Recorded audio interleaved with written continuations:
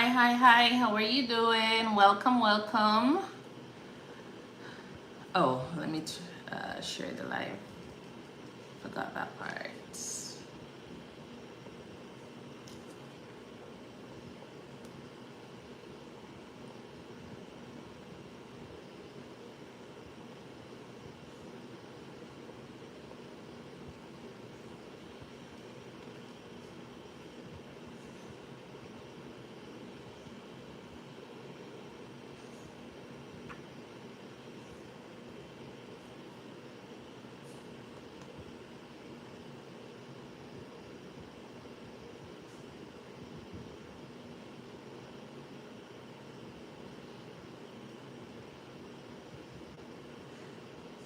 I'm just sharing up the live here.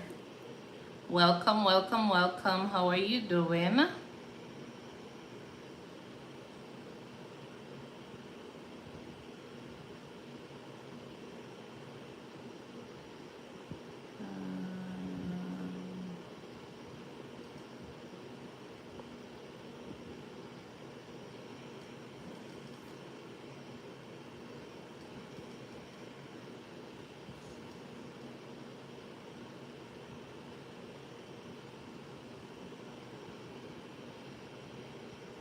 All right.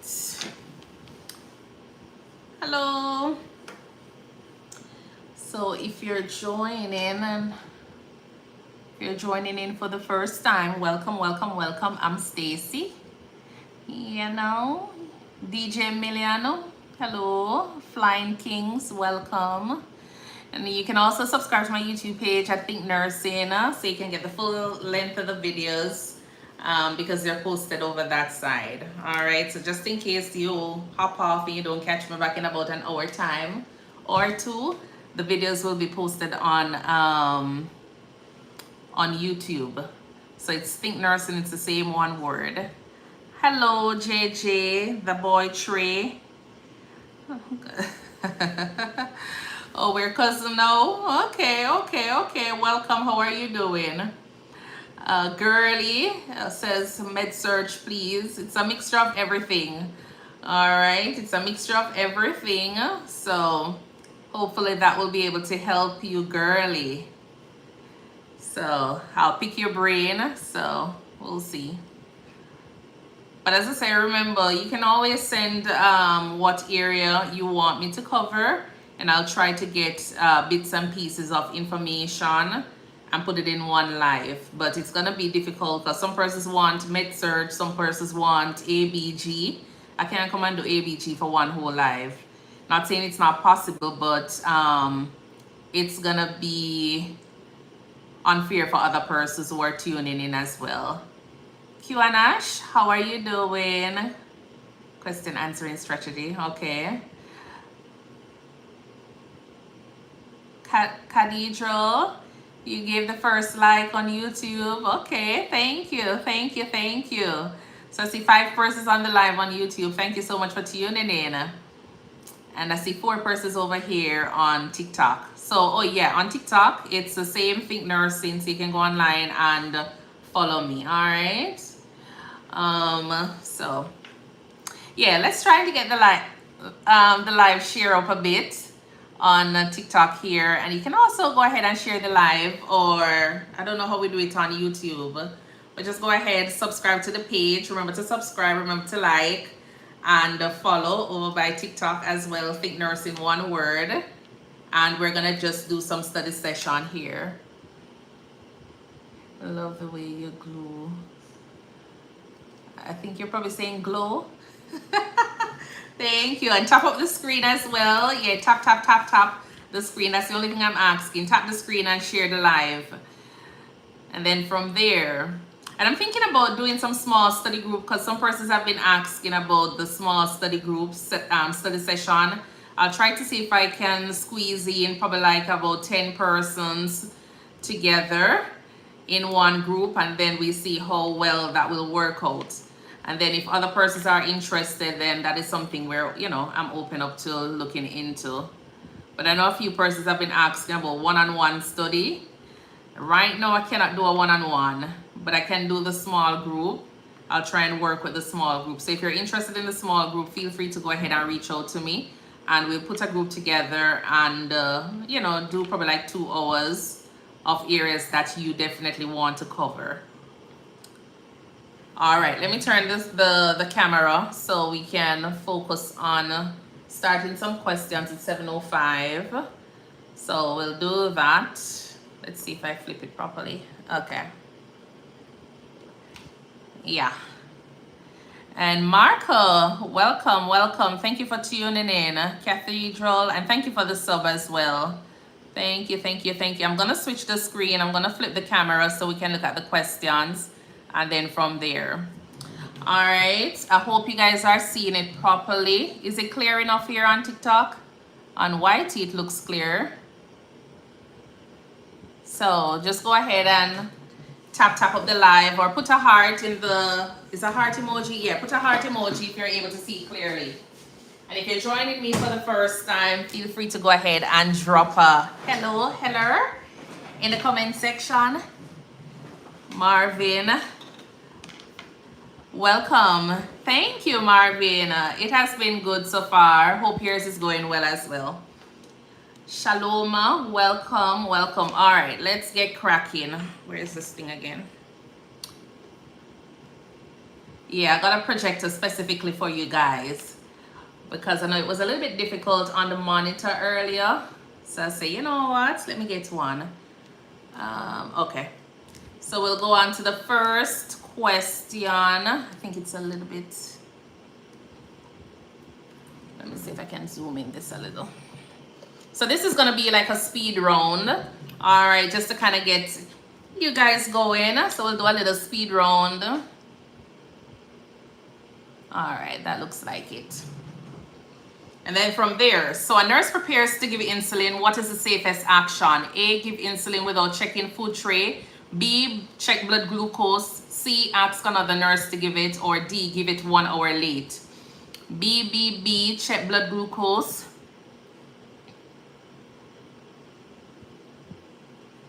Oh, Kingston from, my name is Kingston, not Marvin. Okay, no problem, Marvin.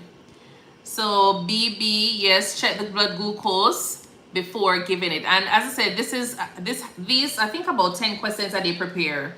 It has to do with safety. So, you know, we'll just rush through and see what is the safest action for these patients. So this one, we say it's gonna be B, check blood glucose.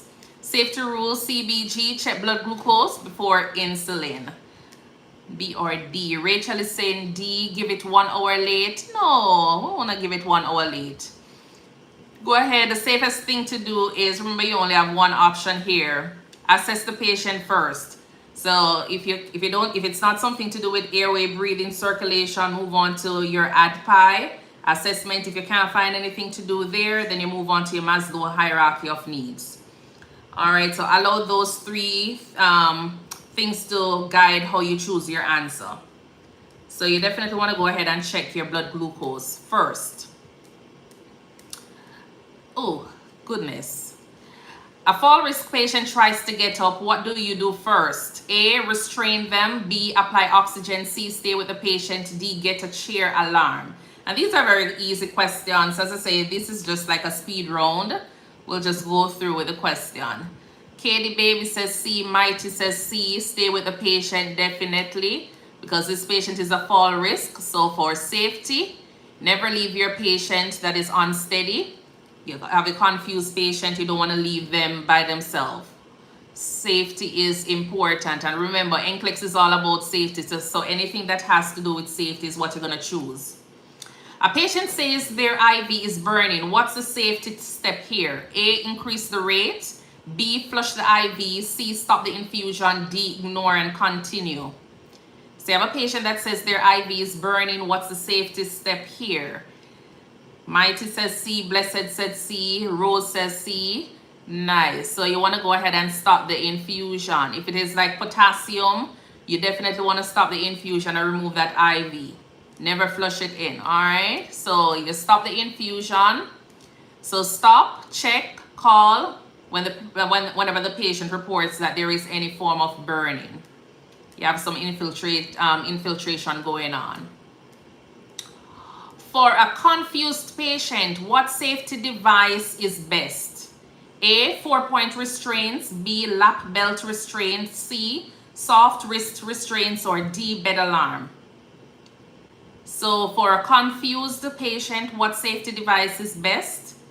4-point restraints, lap belt restraints, C, soft restraints, or D, bed alarm. D, nice. Sonia, welcome. Bed alarm. Always use restraints at, it's always last resort. So start with the easiest thing, your bed alarm, and then from there. So use alarm before arm. Alarms before restraints. Because with restraints, you have too much paperwork to do as well. So, teaching med safety, what's the first right? A, right route. B, right time. C, right patient. D, right dose. So what is the first right when you're teaching a patient about medication? Abungwe says C, WAP 1000 C, Blessed says C, Sonia says C, nice. So right patient, time, dose, time, route, documentation. So you have to acknowledge the patient. Who is it you're giving the medication to first? So you have to find that patient and then you look at the other things, okay? A nurse finds a client smoking near oxygen. What is your first action? A, remove the cigarette. B, remove the oxygen. C, open windows, or D, call security. A, remove cigarette, WAP 1000. Thank you for the follow, Israel. Blessed says A. Sonia says A, nice. Always go ahead and kill the flame, then fix the frame. So remove whatever heat is there first, and then you address everything else. So safety. Which client do you see first? A, the patient with fever. B, slurred speech. C, vomiting. D, pain. 8 out of 10. Which client do you see first? WAP 1000 says B. Abungwe says B. Mighty. Ansu, welcome. Slurred speech. Airway, breathing, circulation. Do we have anything there for airway? No. Breathing, no. Circulation, no. Then you go on to neuro. So we're thinking about what for this patient? Possibly a stroke. Who knows? So the patient you'll go for is your B, your slurred speech, fast. Just think about your stroke. Face, arm, speech, time, possible stroke, that is a priority. So as I say, think of, all the different differential diagnosis. Read the scenario and just think about what is it that can kill the patient? What is it that can hurt the patient? And then from there. Which order do you question? A, potassium IV push. B, normal saline at 125 mils per hour. C, heparin drip. D, Tylenol PRN.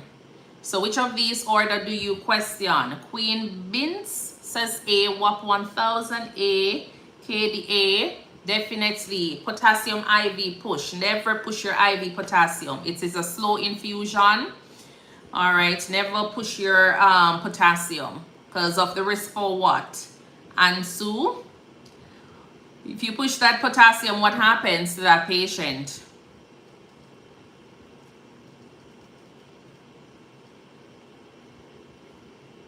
Patient can go into cardiac arrest, cardiac arrhythmias, issues, nice. So normal saline at 125 is okay. Your heparin drip is fine. Tylenol PRN is good. Sonia says toxicity. Well, we're not really thinking about the toxicity, It's the death we're thinking about. All right. So what is the worst possible thing that can happen to this patient? Death. So no PIV, no potassium IV push ever. No IM either. It has to be IV infusion. Make sure the patient is connected to your monitor. A new nurse primes IV tubing with air bubbles. The first response is A, ignore. B, remove air. C, start infusion. D, call the provider. B, WAP 1000. B, what What if she goes ahead and, you know, just allow that air bubble to go in? What is it that is going to be happening with this patient? What can happen because of these air bubbles, air embolism? Nice. Carousel, welcome. Joe871, welcome. So arrow, remove air to prevent air embolism. So it's more embolism, Ansu.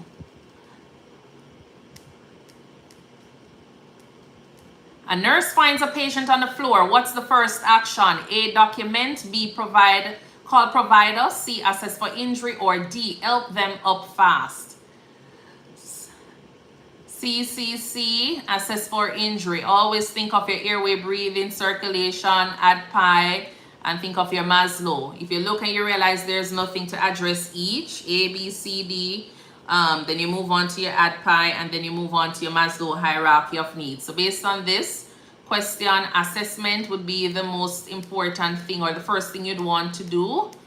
So always begin with check-in, safety assessment first.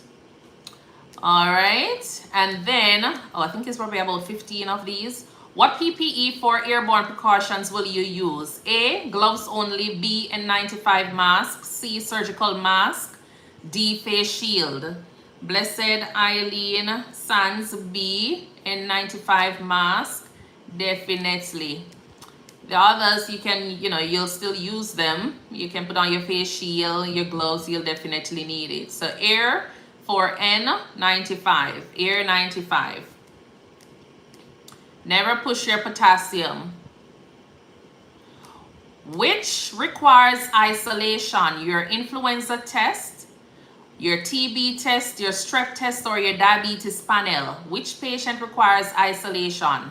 The one that is getting influenza testing, TB testing, strep testing, or diabetes panel? So WAP says A, Janet and Blessed says B. Okay. Eileen is saying B, A with a question mark. Your tuberculosis, airborne precaution. So B is for your tuberculosis. Those patients need to be in like a negative pressure room. You want to get those patients isolated. So those are the ones, that patient is the one that you'll give your last room to. Your strep patient, I see somebody says strep, Monex. Your strep can go anywhere. Alright, you can put your strep anywhere. But your TB patient is the one that requires isolation there. Influenza is going to be on some form of isolation. But if you have your last room, who is it you're going to put in that room? It's going to be your tuberculosis patient. TB, tiny bugs in the air, airborne isolation. What's the safest bed position for aspiration risk? A, flat. B, supine. C, Trendelenburg. Or D, Ifolas. What's the safest bed position? Hold on. Somebody was asking something. What was the answer for the order? What order question? The order question. Is it the one with the potassium? Never push the potassium. That is the one that is incorrect. So you never push the potassium. It's always going to be an infusion. So no IM, no IV push. It has to be IV infusion. So we say here D was the safest bed position for aspiration risk. High folders, feed them high so they won't fly.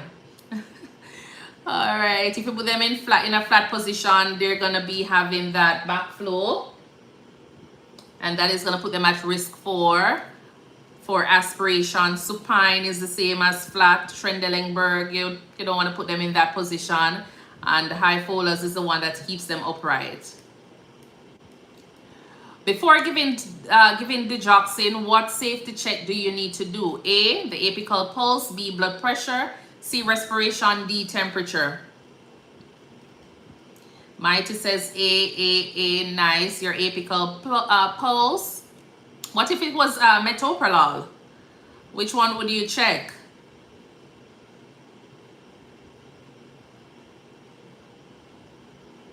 If it was metoprolol, same question. If it was metoprolol you were given, which safety check would you do?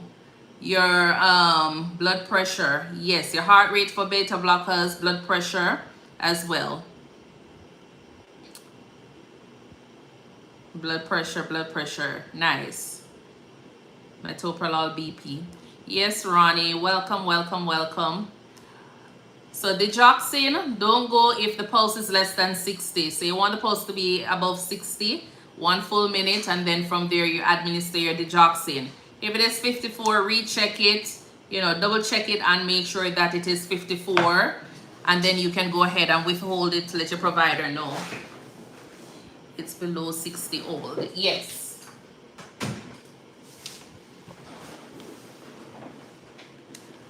A nurse hears wheezing in a child with asthma. What's your priority? A, auscultate again. B, call the parent. C, administer bronchodilator. Or D, give cough syrup. So a nurse hears wheezing in a child with asthma. What's your priority here? C, administer bronchodilator. Nice. Give an example of a bronchodilator that we frequently use for asthma patients.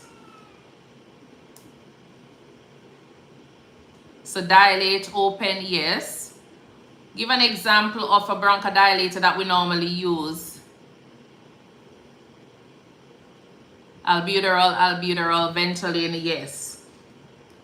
So the priority here is to get this wheezing, this child freed up from this wheezing here. So you want to get those bronchioles dilated. So the priority is going to be for the bronchodilator. So wheezing equals to squeezing. You need bronchodilator to help with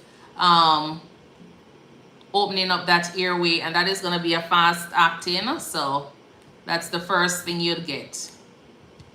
A nurse sees water on the floor. What's your best action? A, mop later. B, put a wet floor sign. C, walk around it. Or D, tell housekeeping. B, Miss Beautiful, welcome. Neek, always sign. Put a wet floor sign. And as we say, it's always about safety. Mark it before you walk it, okay? So safety for yourself, safety for the patient and the family members. Safety check before blood transfusion. A, diagnosis. B, skin color. C, 2 patient identifiers. D, temperature.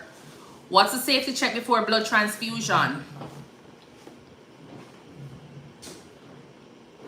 C, Sham. Welcome, Sham.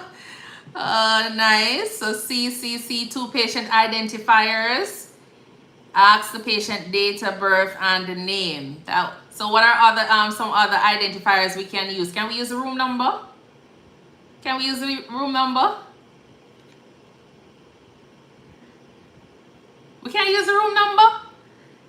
No, we can't use the room number. All right, so 2 patient identifiers, name, date of birth are always the first thing you want to check. So blood, double ID, all right. And then from there, ID band, patient's name, date of birth, things like those. Patient on heparin reports back pain. What is the priority here? A, give Tylenol. B, assess for bleeding. C, stop all medications. D, document only. Patient on heparin reports back pain. What's the priority? C, stop all meds.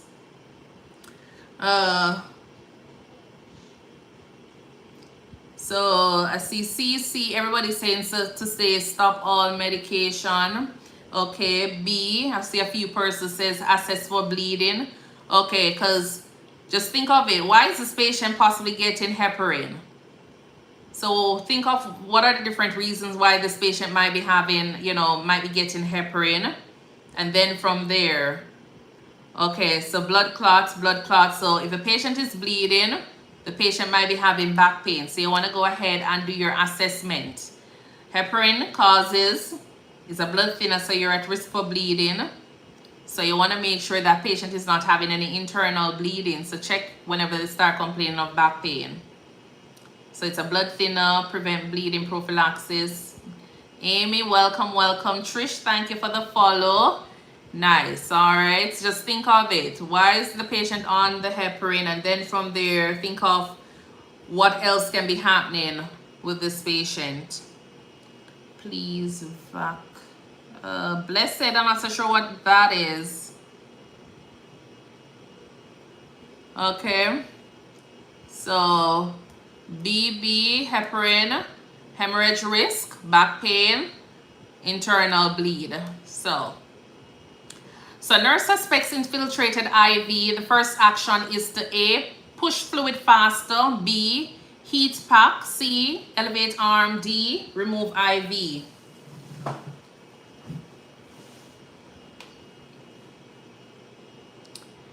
Nurse suspects infiltrated IV. D, remove IV.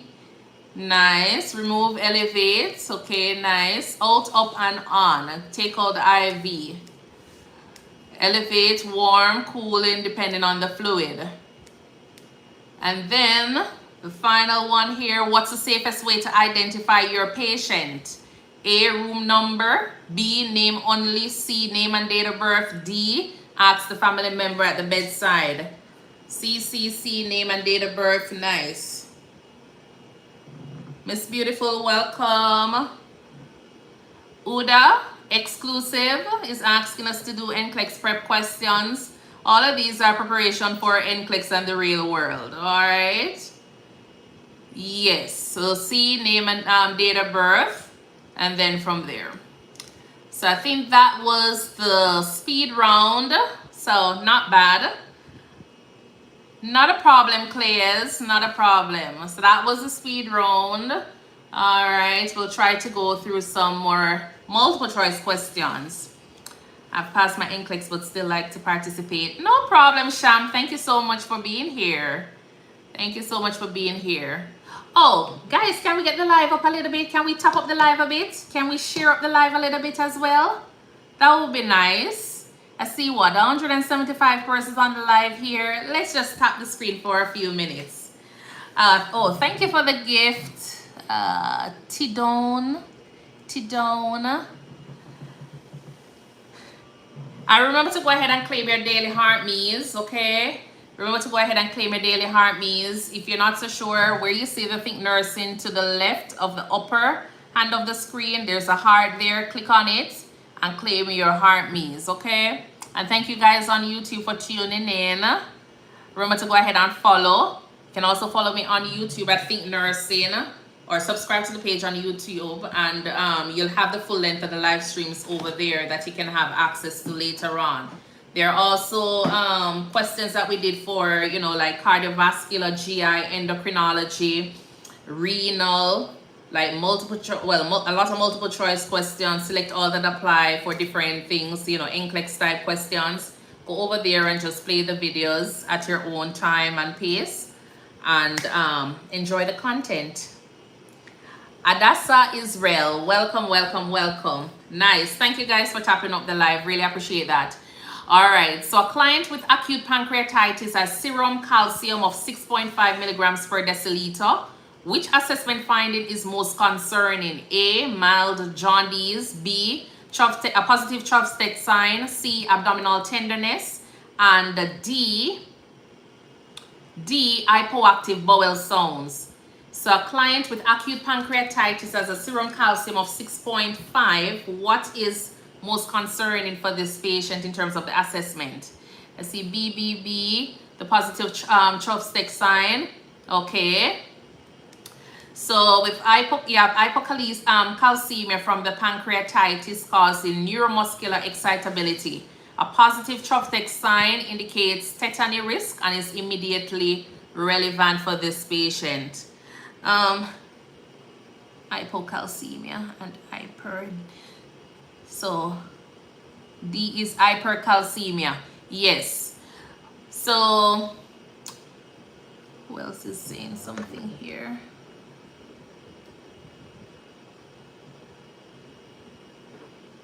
Okay. What I ask myself is, what does bowel have to do with pancreatitis? So Clip Steve is asking, what does bowel have to do with pancreatitis? What does bowel have to do with pancreatitis? The answer is B. But if the patient has the calcium that is elevated,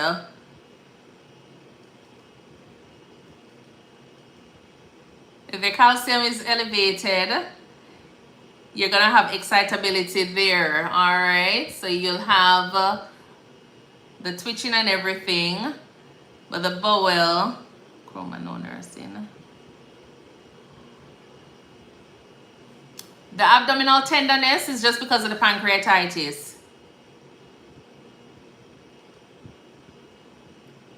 Yes, hypocalcemia, not high. Hypo. So you have excitability. So the hypoactive would be for your hypercalcemia.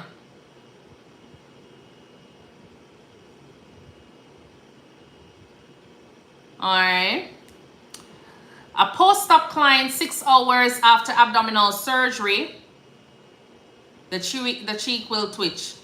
Nice. A post-op client 6 hours after abdominal surgery has absent bowel sounds, abdominal distension, and vomiting. What is the most likely diagnosis? So a post-op client 6 hours after abdominal surgery has absent bowel sounds, abdominal distension, and vomiting. What is the most likely diagnosis? C, AA, paralytic ileus, B, small bowel obstruction, C, anastomotic leak, or D, gastroenteritis. Paralytic ileus. So after abdominal surgery, anesthetics, opioids, they often cause paralytic ileus, marked by distension, vomiting, and absent bowel sounds without peritonitis. So it's very, very important for you to make sure you're checking your bowel sounds throughout to ensure that the patient is, having return of bowel sounds. Janiel, welcome, welcome. Yes, the answer is A. Nice. Small bowel obstruction. So for small bowel obstruction, you will have the abdominal distension, the vomiting. They might have the bowel sounds, but this is immediate post-op. So you'll be thinking more along the line of, the medication that is, can you see the question? The medication that is causing the problem. I maintain NPO. Yes, you'll keep this patient NPO and, baby diet. Yes, so you try to do the baby diet. So you're small, frequent, or not frequent, but in terms of like liquid, puree, things like that. So you start with the clear fluids and then you increase it just like how a child would normally as they're growing. So a client with COPD receives morphine and becomes somnolent with respiratory rate of 6. The priority action is, remember, look at the different words that they're using, the key words. So what's the priority action for this patient? So it's a COPD who receives morphine and becomes somnolent with respiratory rate of 6. C, administer naloxone, because we're seeing where this patient respiratory system is depressed because of the morphine here. All right, so you're gonna go ahead and administer your naloxone because we know that this patient is overdosed by the medication, and the reversal agent is your Narcan, your naloxone. So that is what we will be using. Place the patient on high folaurs. I know sometimes they might be looking at you saying, so why it wouldn't have been, put the patient on oxygen? No, what is gonna cause this respiratory rate to be corrected? What is going to help with this? The naloxone. You put the patient on high oxygen, the respiratory rate is not going to change. The patient is still going to be depressed in terms of their respiratory system. So what is going to be helping this patient to get their respiratory rate from 6 to 18, 20? It's going to be that naloxone. You have to reverse whatever is going on. All right, so even though you have, your oxygen there, and you're thinking, oh, we need to put on oxygen. Yes, you'll put on oxygen, but you need to get this into the patient's system first. So that's the priority there, okay? So C, opioid-induced respiratory depression is emergent. Naloxone reverses respiratory compromise. Oxygen alone won't fix the depressed respiratory rate. So you'll need it, but it's not gonna fix the respiratory rate itself, okay? And as I say, always think of safety first. Also, COPD should not be on high flow oxygen. Thank you, I yield. Yes, and that as well. So high flow oxygen is not for your COPD.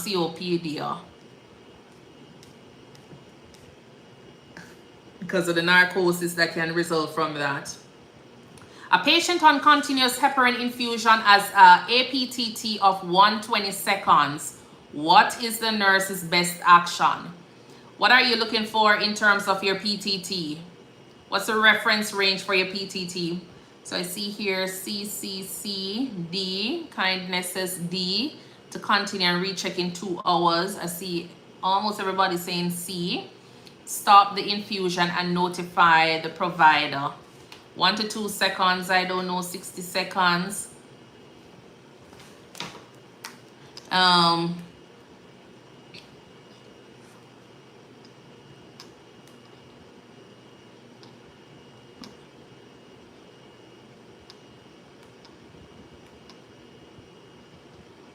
60 to 70 seconds. So anywhere between like 25, 30, 25, 35, 30, 40s. Okay, so 30s, 40s is the reference range they're using.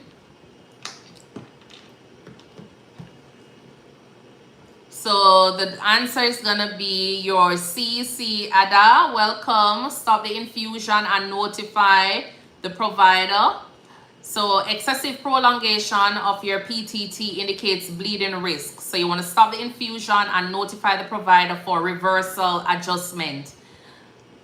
What will you be using for your reversal agent for this patient? So this patient is having a PTT of 120. We know the patient is on heparin. What are we using for reversal agent here? Janelle says C. Okay, no problem, Janelle. Your protamine sulfate, vitamin K. So your protamine sulfate is for your heparin infusion. Yes, your protamine sulfate is for your heparin infusion. I see someone says vitamin K. When do we use the vitamin K?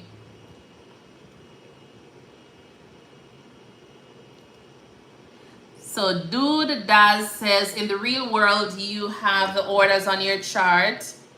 You have directions on your MAR. You don't reverse it. You just pause the drip. Yeah, and then depending on what's going on. Because if the patient has open wound, you know, and is bleeding out, you're going to have to still go ahead and reverse it. So you need to stop that bleeding time. So it depends on what is going on with the patient. Because if it's just a regular medical patient and you know, the patient doesn't have any open wound that is causing them to be leaking any blood, then you wouldn't be too concerned about, you know, starting that protamine. But if they have open wound, you can't just be there watching it. You have to do something to help with it. So C, yes, we'll stop the infusion, notify the provider. And we say because it's heparin, the protamine sulfate is what we will do the reversal agent. That's going to be your reversal drug. And then you keep on monitoring your levels. A client with suspected tension pneumothorax, is it something that is an emergency or it's something that can wait? Your tension pneumothorax. So I healed 0 says to remember, just say pH, protamine, heparin. Okay, nice, I healed. So yes, it's a emergency. So a client with suspected tension pneumothorax exhibits tracheal deviation to the left, hypotension and absent breath sounds on the right. What is your immediate intervention? A, needle compression on the right side. B, intubate and hyperventilate. C, apply oxygen and observe. Or D, chest physiotherapy. So I see A, B, turn off A, B. Heidi, welcome. The Real Jacob, welcome. Ashley, welcome. Kudirat. I see all I know. All right, welcome, welcome, welcome. So A. So needle decompression on the right side. So immediate. What is the immediate intervention? Immediate. Remember, this patient is having tension pneumothorax. You're seeing tracheal deviation on the left. The patient is hypotensive, absent breath sounds. What is going to help with fixing that? You need to get that little needle. All right. So the needle decompression is going to help with relieving that pressure for your tension pneumothorax because it's life-threatening. So D, because A and B are out of the scope of practice for nurses. Janelle is saying that on YouTube here. Intubate and ventilate, yes. All right. Chest physiotherapy is out of it. So needle decompression on the right is what the patient is going to be needing. All right. Intubating, that is not what is going to be needed for this situation unless something else is happening. Apply oxygen, observe. Eventually the patient will be on oxygen. We'll monitor. Chest physiotherapy is out of it. So what is immediately needed to relieve the tension is this needle here. And then from there, chest tube if needed. All right. So your tension pneumothorax is life-threatening. Immediate needle decompression. Then your chest tube relieves the pressure. No problem, Janelle. No problem. Thank you. So a diabetic in DKA is receiving IV insulin and becomes confused and lethargic. What should the nurse check first? A, serum potassium, B, blood glucose, C, urine ketones, or D, blood pressure. So you have a diabetic patient in DKA is receiving IV insulin and becomes confused and lethargic. What should the nurse check first? B, blood glucose. A, by His grace I'm safe, says A, serum potassium. All right, so everybody else is saying B, the blood glucose. Why are we checking the blood glucose? We know the patient is diabetic. We know the patient is in DKA. Why are you checking the blood glucose? Okay, Daniela says probably the glucose is low. Potassium is for blood pressure. No. Potassium is going to affect your heart rate. So the patient is hypoglycemic. Yes. So if the patient is hypoglycemic, the patient is going to become confused and lethargic. So the first thing you want to do is check the glucose to make sure that is not the case. So mental status changes may indicate rapid decline in glucose or cerebral edema. Immediate bedside glucose determines urgent action. He's on insulin. These are symptoms of hypoglycemia. Hi, advanced nurse. Welcome, welcome. Thank you. Insulin link with sugar. Blue balls, wagwan. Kim Harrison, insulin push potassium into cell. Yes, J. Air. Welcome, welcome. So the first thing you want to do, what you want to check first is your blood glucose. We know that this patient is in DKA. The patient is receiving insulin. If it had said that the patient was having, chest discomfort, the patient was having changes on the EKG, what would you have done? So if the same diabetic patient receiving insulin becomes, let's just say they're reporting chest discomfort, they're having peak, T waves, tall T waves on your EKG, what would you check? Your potassium. So you'll check your potassium level because we know that the potassium is going to cause your EKG changes. All right, so the first thing, you would have A. Yes, Mrs. Pretty Poodle. High or low potassium causes heart arrhythmias. Definitely Valeria. So you want to go ahead and check that. So this patient as well, DKA receiving insulin. What is something that is very, very important for you to check before you go ahead and administer that insulin? So from this option, the listing here, what is the most important thing to check before you start your IV insulin? All right, so we already talked about blood glucose. So let's move on. All right, so we're going to choose between A, C, and D.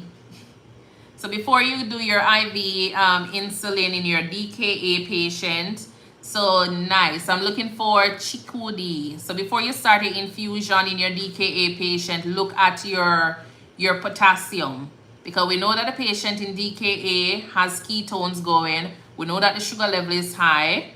So what we need to do is we're going to start your insulin. Make sure that your potassium numbers are normal. Make sure it's in that reference range before you start your insulin, because what insulin does in DKA,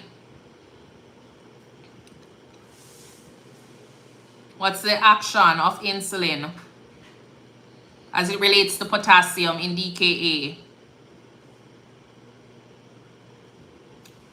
Pushes potassium into the cell. So you want to make sure your reference range, the numbers are normal before you actually start your insulin infusion. Pushes glucose and potassium into the cell. Yes. Dr. Klim, welcome. So we said the answer for that one is B, the blood glucose. You want to check that first because the patient is confused and lethargic and the patient is receiving insulin. So mental status changes may indicate rapid decline in glucose or cerebral edema. Immediate bedside glucose determines urgent action. To your bed. Bed. Sorry, 1 minute. Bed.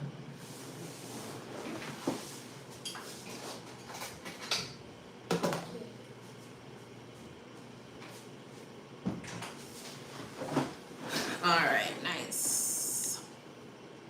A client on warfarin has INR of 6.2. What's the normal INR range? What's the reference range for your INR?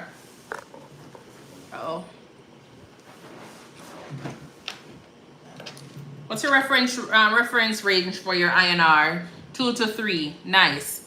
So a client on warfarin has INR of 6.2, which is high, and is not bleeding. What's the best next action? A, give vitamin K per protocol and hold warfarin. B, continue warfarin and recheck in 24 hours. C, administer fresh frozen plasma immediately. Or D, start low dose as heparin. So you have a patient that is on warfarin. The INR is 6.2, but the patient is not bleeding. What's the best action here? Give your, okay, so A, give vitamin K per protocol and hold warfarin. So the INR greater than 5, because this patient is 6, warrants vitamin K and holding the warfarin to reduce bleeding risk. Fresh frozen plasma reserved for active bleeding or emergent reversal. So depending on what is going on with your patient, then they will go ahead with using the most appropriate. So this patient, if the INR is high, is critically high, but the patient is not bleeding. So you don't need to be jumping to your FFP. So you can always go ahead with your vitamin K protocol, hold off on the warfarin, and then from there. If the patient was bleeding, then the vitamin K, you know, they will still give it, but the fresh frozen plasma would have been something that you would start immediately for that patient. So always look at what is happening with your patient. Is the patient stable or unstable? So it is reserved for active bleeding or emergent reversal. A newborn with nasal flaring, grunting, and retractions is noted in NICU. Is this patient stable or unstable? Is this newborn stable or unstable? So you have a newborn with nasal flaring, grunting, and retractions. Is this patient stable or unstable? Unstable. So it's a newborn that is having flaring, nasal flaring, grunting, retraction, substernal retractions, whatever retractions they're having. Yeah, that is an unstable child there. So the priority action for this baby is going to be A, give oral feeding slowly. B, monitor every 4 hours. C, encourage kangaroo care. Or D, initiate CPAP or oxygen support. Let's see, D, nice. Okay. So D. So as I say, always start off with your airway breathing circulation. If you see the answers here and one of them is indicating that that is the problem, then go with it. So this patient is having a respiratory problem, all right, breathing problem. So we look for one answer that has to do with anything to do with respiratory rate. So initiate your CPAP, and oxygen is going to help with your nasal flaring, the grunting as well. What is kangaroo care? Just think of it. You've seen kangaroos on on TV with their little child. What is, or their little, you know, their babies. What is kangaroo care? Just think of it. That little kangaroo is like tucked in, skin to skin. La Jesus, Lanora, yes. Rachel, they're in the pouch, skin to skin. So it's the same thing. So basically they're saying encourage, you know, skin to skin with the mother and the child. So that is not going to fix, kangaroo care is not going to fix that nasal flaring and the grunting. Monitoring every 4 hours is not going to fix that nasal flaring and the grunting. Giving oral feeding slowly is not going to fix the nasal flaring and the grunting. That is just probably going to put the child in a, you know, more of aspirating. The CPAP, you need the CPAP there to help with opening up that airway as well as help with oxygen support. Oxygen is needed. Hi Dacon, welcome, welcome. So these are signs of respiratory distress. Immediate respiratory support, CPAP, oxygen is needed to prevent failure. Angela Wagwan. All right, so always start with your airway breathing circulation. Then you can go down to your ADPI, your assessment, diagnosis, planning, implementation, evaluation. If you can't find anything to fit that, then you go on to Maslow's hierarchy of need. That is always the last thing. A client with suspected meningococcal meningitis arrives with fever, neck stiffness, and petechial rash. Best initial nursing intervention. So you have this little person coming in, suspected of having meningococcal meningitis. They're having the fever, neck stiffness, and petechial rash. What is the best nursing intervention? Best. Start droplet precautions and notify the provider for urgent antibiotics. B, obtain a stool sample. C, begin airborne precautions. D, schedule CT scan first. So I see Nilu says B, obtain a stool sample. Who else I see? Dacon is saying droplet, antibiotics, dim lights, do not cluster care. Do not cluster care.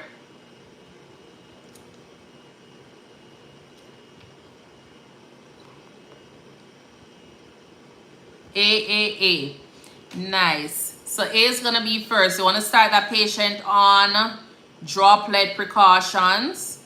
This is a meningitis patient, so go ahead and do your isolation for the patient. All right, so start your droplet precautions and notify the provider for urgent antibiotics. Then possible D, which is schedule CT scan first. Begin airborne precautions or stool sample. You want to get, so for this patient, what testing are you anticipating? So if you hear that somebody coming in with this, fever, neck stiffness, petechial rash, without them saying meningitis, what test can you start getting, you know, ready for this patient? You know that they're gonna, oh, oops, it's me. Okay, the lumbar puncture. So yes, you want to go ahead, get set up for your lumbar puncture, spinal tap. They're gonna need some of that CSF. Yes, and what I always tell people, or folks, my colleagues, anything to do with any invasive procedure, I know, you know, we have the tube system.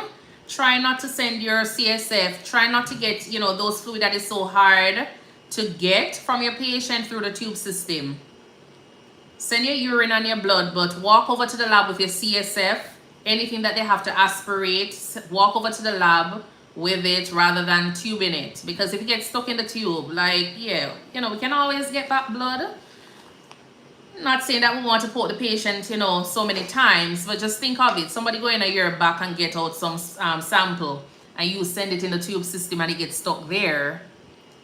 Like, you're gonna put the patient through all of that trauma again. So just walk over to the lab, send your tech, send somebody over to the lab with it and hand it off, rather than it get lost, you know, in transmission. So you go ahead and get your LP set up ready for this patient. Who would we normally obtain stool sample for? A lot of times when we send off stool sample, which patients are we sending off stool samples for? Would you be sending off a stool sample for this meningitis patient? Nikki Little. Hi KG, welcome. Fetal occult blood. Okay. Your CD fuzz, yes. So usually you'll send off your stool samples for anything to do with GI, your occult sample, C. diff, things like that. We said that for the airborne, definitely you put your TB patients on airborne precautions. Okay, nice. So meningococcal meningitis requires droplet precautions and immediate empiric antibiotics after cultures due to rapid progression and contagion. Colon cancer, yes. So anything like, you know, the GI in that section there can always, because we're looking for any form of blood or bacteria, things like those.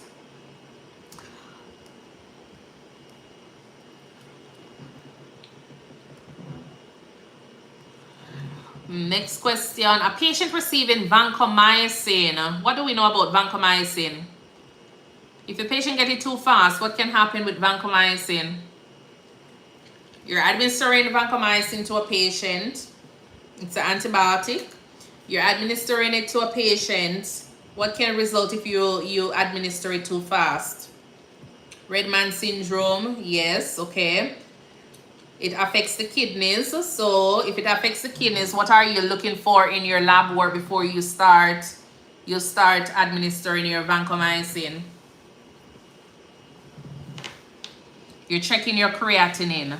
Make sure your creatinine, the numbers are good before you start your vancomycin. So I know someone says it causes ototoxicity. What other toxicity it causes?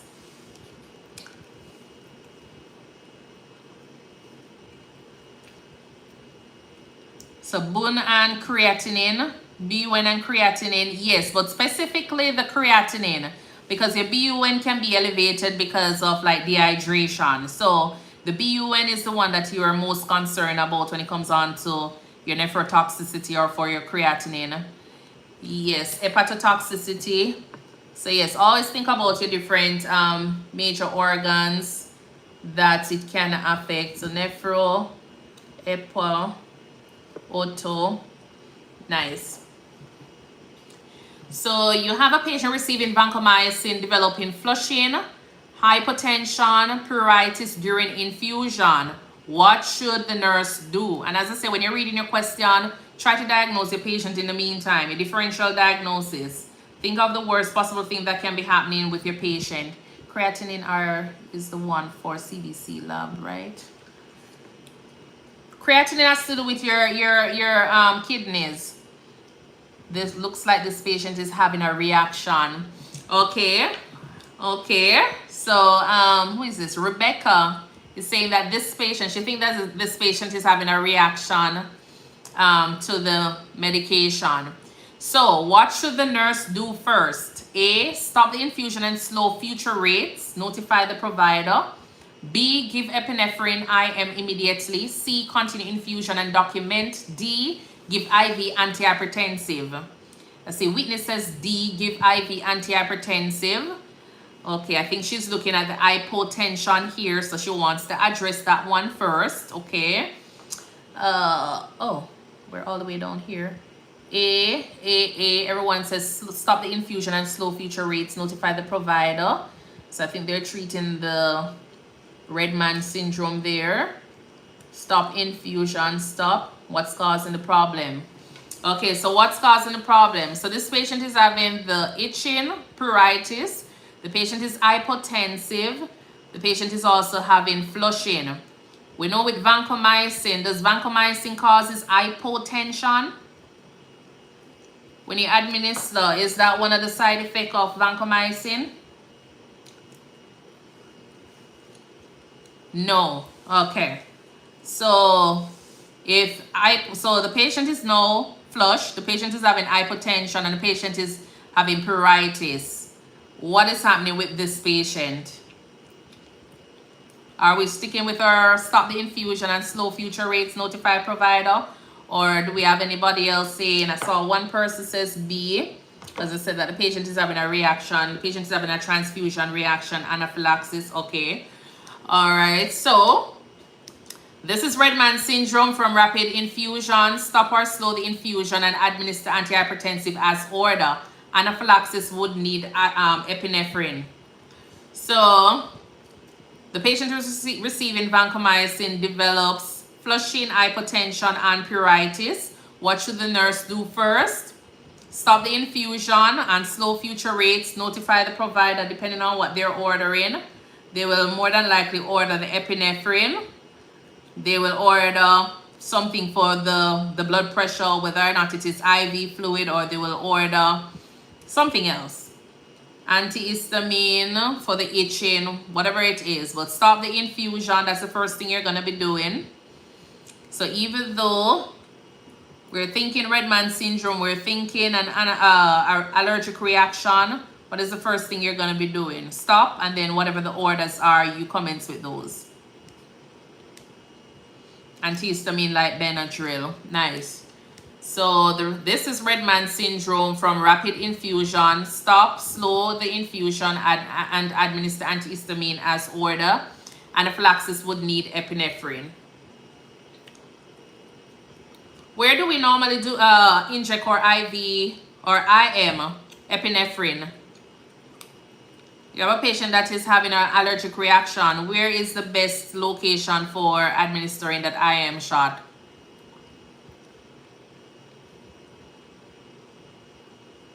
The thigh. Okay.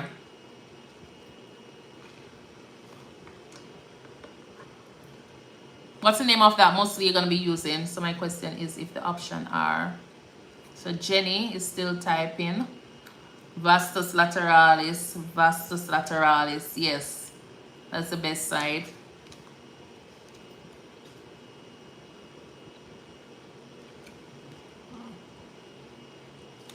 Give IV antihypertensive. Would this be needed for this patient? IV antihypertensive? Would you be giving IV antihypertensive to this patient? No, because the patient is hypotensive. Okay. Continue infusion and document. No, you stop the infusion and document. One stop, it should return. Yes. So once you remove the, that medication and you treat the symptoms, usually the blood pressure will go back up. It's just because of the, the infusion, the fast flow, the infusion that you're giving.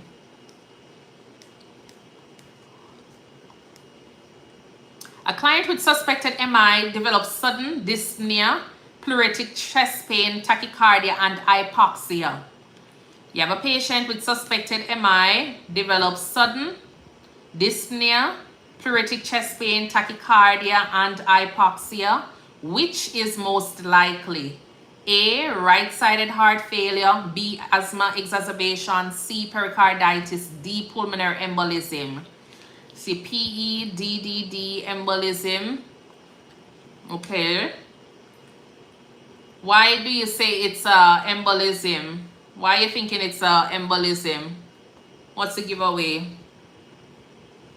Jawsaw, welcome, welcome. Nurse Danu. Chukudi. Why do we say it is a PE? So NSMD, VQ mismatch. I know you're saying VQ mismatch, but we don't have anything here suggestive of the results of a VQ mismatch.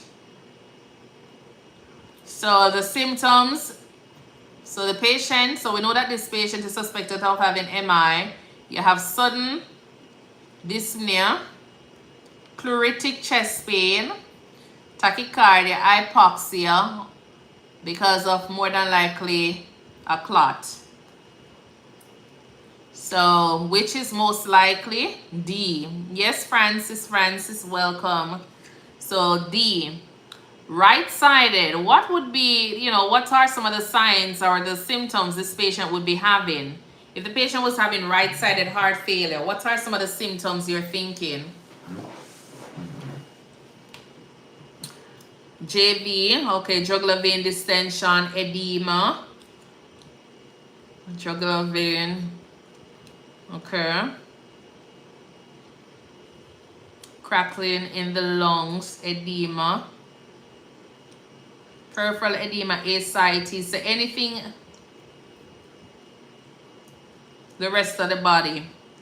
So right side, just think of your abdomen, your lower extremity, swelling to the feet, yes. Yes, what you can mostly see for this patient, right-sided heart failure. Hypoperfusion of kidneys, so likely decreased urine output.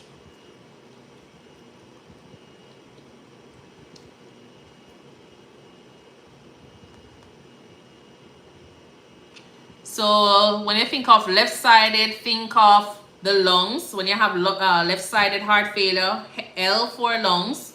So anything that has to do with the lungs. So when you talk about the crackles, what's that? Pulmonary congestion, yes.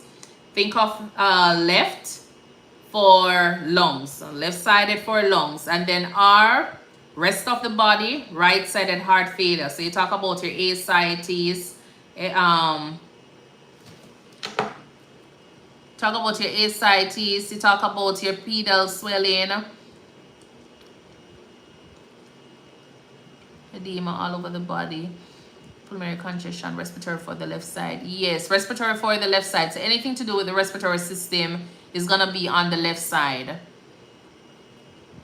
Oh, Skylar, welcome. Thank you for that flower. And then for the right side is everything else.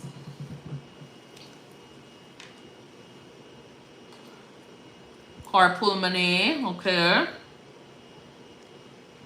So, and then, you know, most of the time, right-sided heart failure, it's not something that develops. It's not something that you just wake up overnight and, you know, you'll be in. It takes time for the body to actually start failing.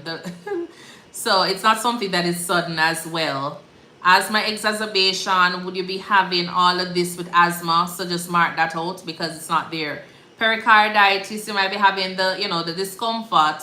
Like you might have like a little bit of a pleuritic chest pain. But the tachycardia, the hypoxia, there can be a little bit tachycardia, but how tachycardic? The hypoxia is not something that is significant with pericarditis. So this is the process of elimination, and then from there, usually you have left side first, then right side fail. Okay. So the answer there is your D, because sudden onset dyspnea, pleuritic pain, and hypoxia in a post-op patient, immobile or hypercoagulable patient such as PE requires immediate intervention. What do we know about Virtuo's triad? You know what is this just happened to one of my patients. Oh my word, Gibran. What do we know about Virtuo's triad? Jebran, what is Virtuo's triad? I see a type here. Endothelial, injury stasis, hypercoagulative state, life of service, welcome. No, KG, no, it doesn't have to do with shock.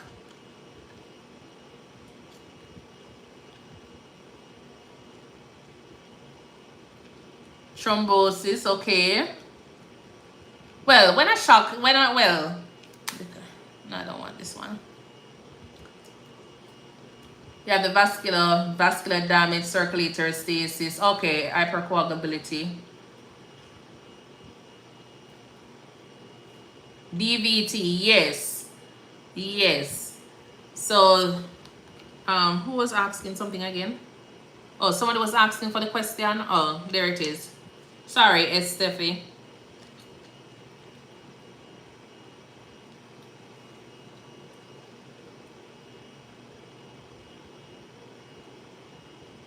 So those are, so when you talk about your virtuous triad,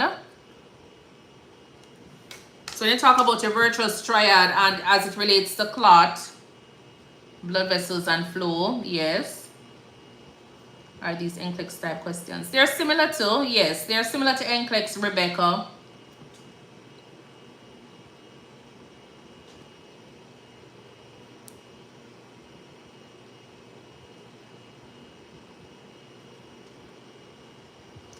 So basically the factors that help with when it comes down to clots, how they're formed. So all of those three things are usually present when you think about, like, you know, the clot formation. So if you have blood that is not flowing properly, or if you have any form of disruption in terms of with the lining, the endothelium, all of those are things that causes or triggers clot formation. DVT to LE signs, discoloration, pooling of the RNCs inside, calf pain, abnormally warm to the site. Estefia, I should be studying for my addiction quiz tomorrow. CJ, welcome. RBC clotting, okay. All right, so. Absolutely, those are some. All right, tell you about Siri. Okay, so let's go on to this one. A patient with CHF experiences new S3 heart sound, increased crackles, and sudden weight gain. What's priority intervention? What's the priority intervention here? A, fluid restriction. B, encourage ambulation. C, administer diuretic as ordered and assess oxygenation. C, increase dietary potassium. You have a CHF patient who experiences new S3 heart sound, increased crackles, and sudden weight gain. What is the priority intervention here? C, nice. Administer diuretic as ordered and assess oxygenation. So S3 and crackles indicate volume overload, pulmonary edema. Prompt diuresis and oxygenation assessment are necessary. Sudden weight gain, so this patient needs a diuretic. Can you give us, give me, like, to get rid of water? Yes, fluid retention. English isn't my first language. What is CHF? Congested heart failure. Congestive heart failure. So what is furosemide? HTTP 3000. Not a problem. Yes, they are similar to the NCLEX questions. But I know some persons will be coming thinking that I got the questions from UWorld or Archer. So, okay. So what is an example of, yes, so it's a loop diuretics. I'm waiting to take it for the second time and this is helping me. I'm happy that it is Mrs. Pretty Poodle. Yes, congestive. So we have different diuretics out there. So we have loop diuretics. Do we know of any other diuretic that we have on board? Like different, you know, what are some other diuretics we have? So we know we have the loop diuretic.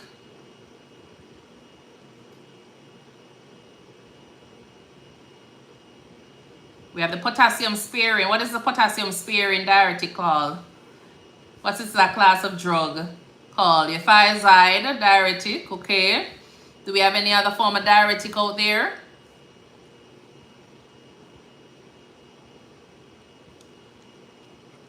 So we say Lasix, spironolactone.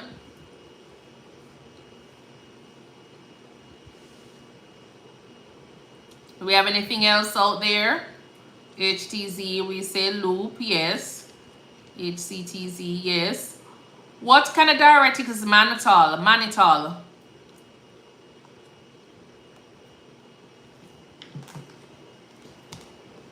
What kind of diuretic is mannitol? Osmotic, okay. Non-potassium sparing. Okay, nice. Desmopressin, yes. So just remember the difference. So say for example, this patient, you'll be anticipating getting a loop diuretic.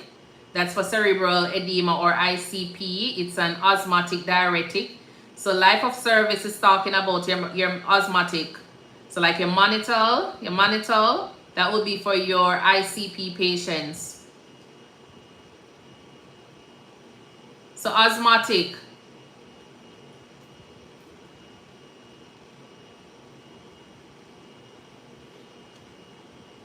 So sometimes you might see the different answers. And so for example, they had, they'll probably put HCTZ, they might put Lasix, and they might put mannitol, and you're supposed to choose. Just make sure whatever diuretic you're choosing, it matches whatever you're treating.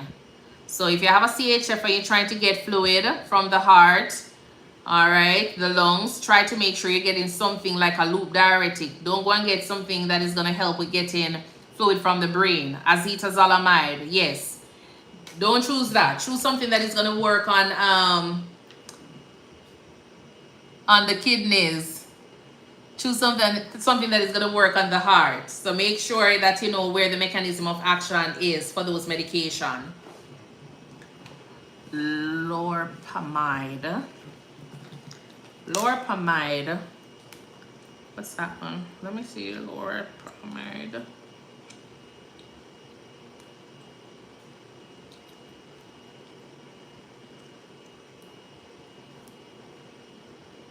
Let me see this one.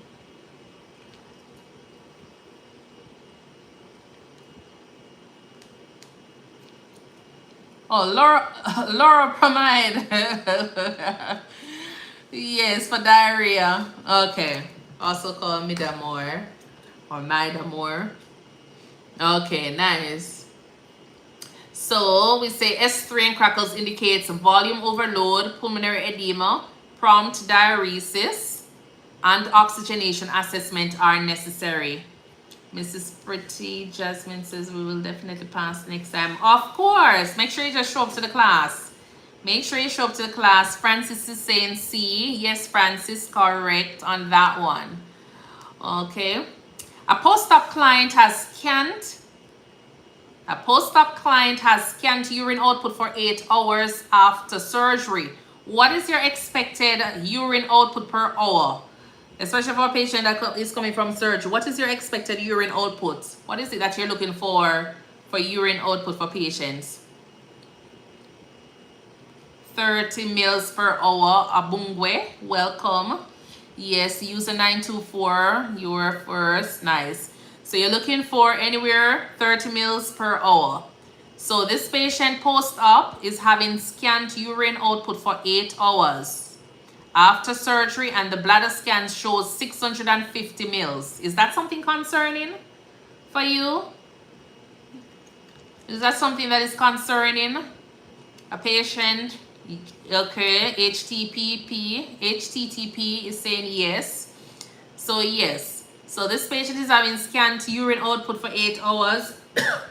And then you scan the bladder and it's 650 mils. What is the best action? A, insert your urinary catheter per protocol. B, encourage oral fluids only. C, call provider for dialysis. Or D, apply warm compress to abdomen. A, Francis saying yes.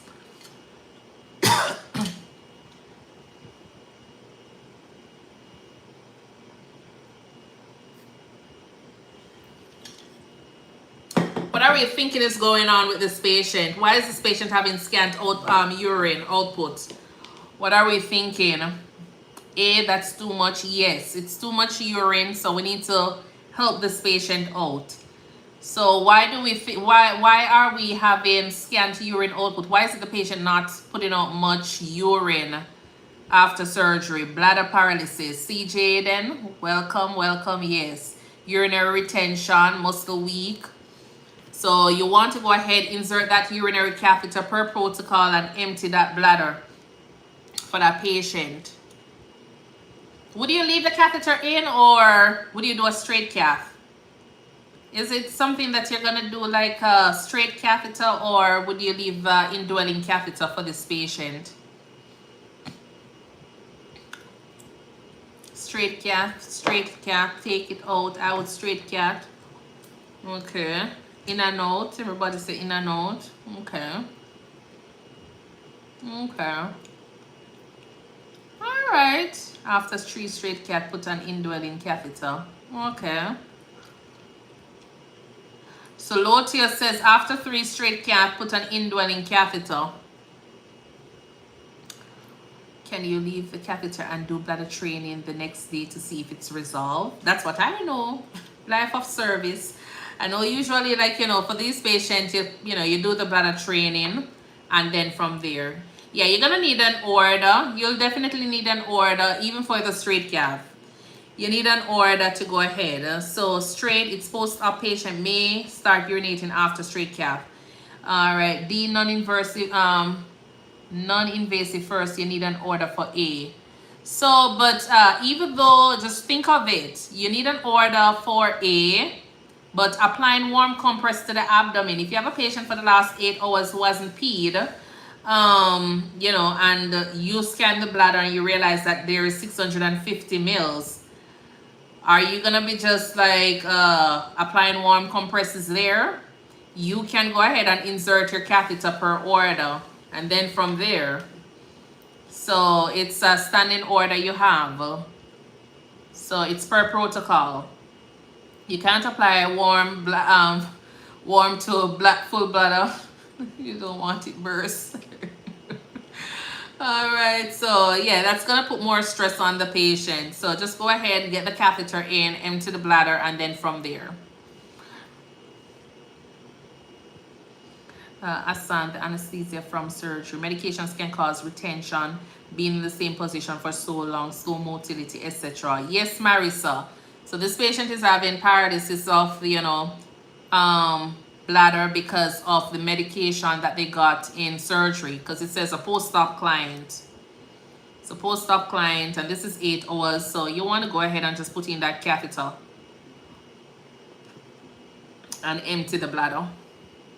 Would you go ahead and repeat a bladder scan after you put in a catheter? Would you repeat your bladder scan?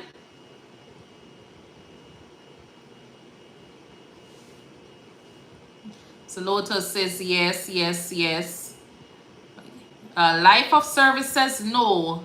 Ebony says yes. Bambi, why would you go ahead and rescan? Why would you do a bladder scan? You know that you already emptied the bladder. Why would you go ahead and scan? No matter the output. Okay. Yes, if no void. A straight catheter, but not if it's not an issue. If the catheter is working and you see it being emptied, do you need it? These things are expensive. Yes, you still need to do your bladder scan after. So even though you might empty, and yes, we saw that before it was 650, you go ahead, put in a catheter. Always go ahead and do your scan after putting in your catheter.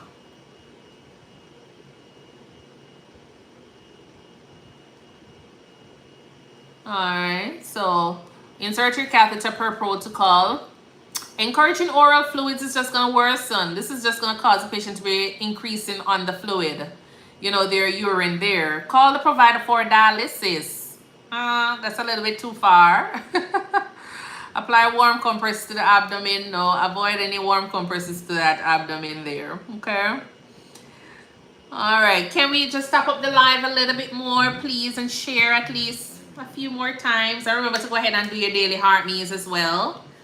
All right. The heart me, the heart beside my name. Just click on it and claim your points.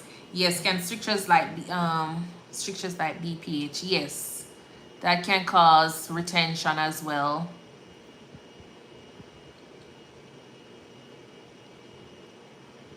So the answer is A. Yes, you want to go ahead. So the best action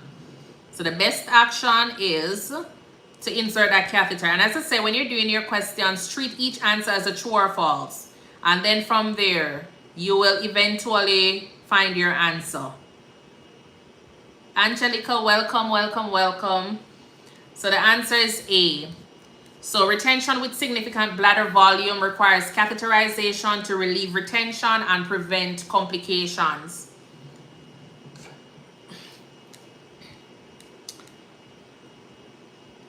A patient with adrenal insufficiency, Addison's disease, presents with severe vomiting, hypertension, and altered mental status. Which is the highest priority?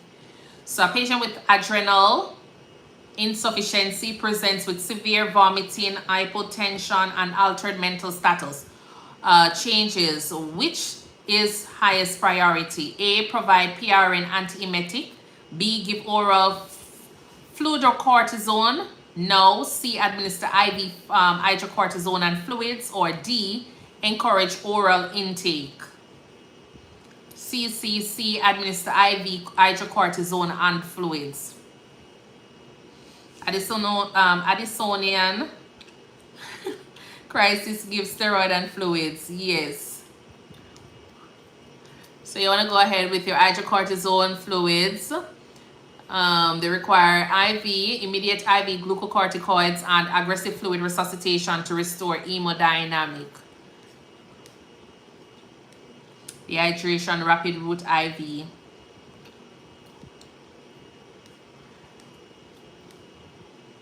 A client receiving magnesium sulfate for preeclampsia has a respiratory rate of 8 and absent deep tendon reflexes. Which is next? A, stop infusion and administer calcium gluconate. B, continue infusion and observe. C, give naloxone. D, increase infusion rate. A, okay. So always assess airway, breathing, circulation. You don't find anything, assessment planning, diagnosis, implementation from there. And then you can always move on to Maslow's. I haven't done fetal maternal yet, we're out of my scope. Okay, so what's next? So you have magnesium sulfate on board for preeclampsia. You have a respiratory rate here. So you have respiratory rate and you also have your absent deep tendon reflexes. So what we're thinking is going on with this patient. Protect your heart and kidneys, okay. Toxicity, the patient has gotten too much. Antidote is calcium gluconate. Toxicity, so you want to make sure you stop that medication and then you administer your calcium gluconate to help with your, the tendon. And then for your respiratory rate as well, that is going to help. What if you've given the calcium and you're not getting much response? Or would it be okay to give Narcan to this patient? Would you give Narcan to this patient with a respiratory rate of 8?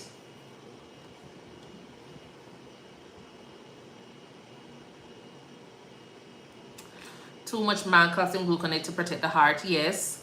Okay, so no. Muscle weakness, trouble breathing. So no. So this patient, so we know that Narcan is for your opioids. So this patient is getting your magnesium. So even though, yes, you have respiratory depression going on, Narcan is not going to fix this problem. So give Narcan, no. If it was, say for example, morphine, any of your opioid, then you can always say, all right, you'll give your Narcan. But that's out of it. You go ahead, do your calcium, and usually that should help with reversing, and then you'll do your support in terms of, oxygen saturation and all.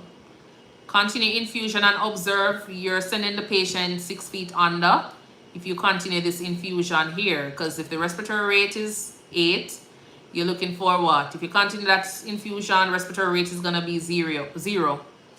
Increase infusion rate, you're sending the patient 6 feet under. So no, stop the infusion and administer your calcium. What are some signs and symptoms of preeclampsia?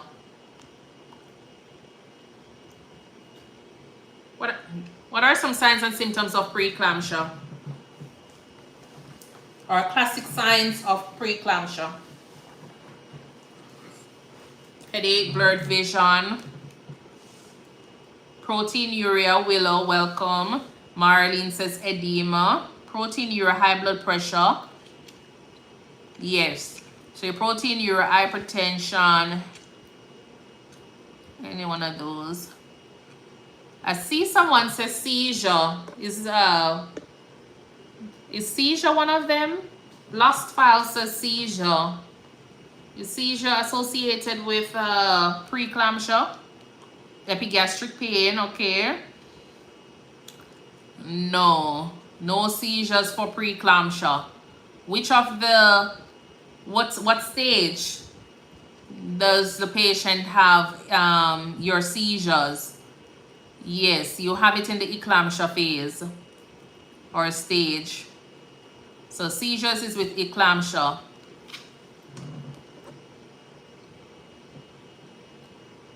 Oh, nice. And when they have the eclampsia, you have them on the magnesium just the same. But that patient, where you want to take that patient to? You want to take that patient home. You want to take that patient to ICU. Hang out with us in the ER. Where you want to take that patient once it starts seizing. Seizure comes with high blood pressure.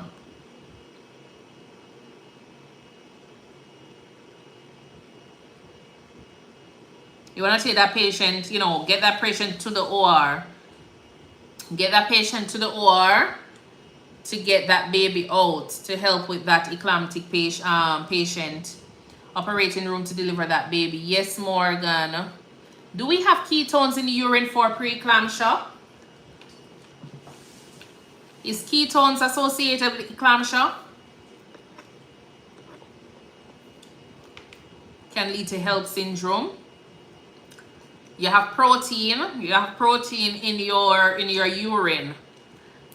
Unless you probably have your patient being a diabetic patient and that patient probably is in DKA alongside, you know, then but usually it's not something that you'll find in your eclampsia patient. Or if the patient is dehydrated, you might, you know, find a little bit of ketones there. But it's not going to be anything large for you to be concerned. It's not something that is classical to eclampsia. The protein is the one that is concerning, proteinuria.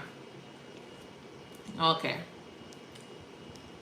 So signs of magnesium toxicity, respiratory depression, absent reflexes, requires stopping infusion and giving calcium gluconate as an antidote.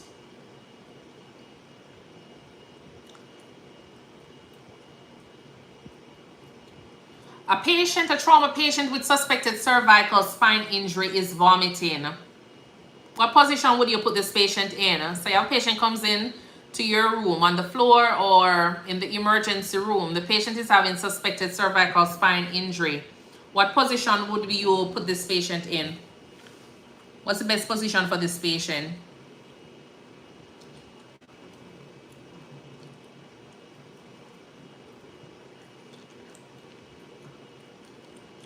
All right, so lateral, Tide says lateral, Bias Grace says flat, okay, left side line, okay. So supine position would be best position for this patient, a cervical spinal injury patient, lateral things align, okay. So a trauma patient with suspected cervical spine injury is vomiting. What action protects airway while maintaining spine precaution? So which action protects airway while maintaining spine precaution? And why we want to maintain spine precautions in these patients? Why you want to maintain spinal cord, you know? So B, because so log roll, these things are moving fast. So log roll, turning them to side because of the vomiting. Okay. But why are we log rolling though? What are we concerned about? Don't want to worsen. To prevent further injury. Airway is more important due to aspiration. To immobilize the spine. Yes. We want to immobilize the spine. We don't want to log roll this patient, and when we look, this patient is having more problems. Problem with breathing because, you know, we damage their spinal cord or you start losing sensation. So you want to make sure you're immobilizing the spine.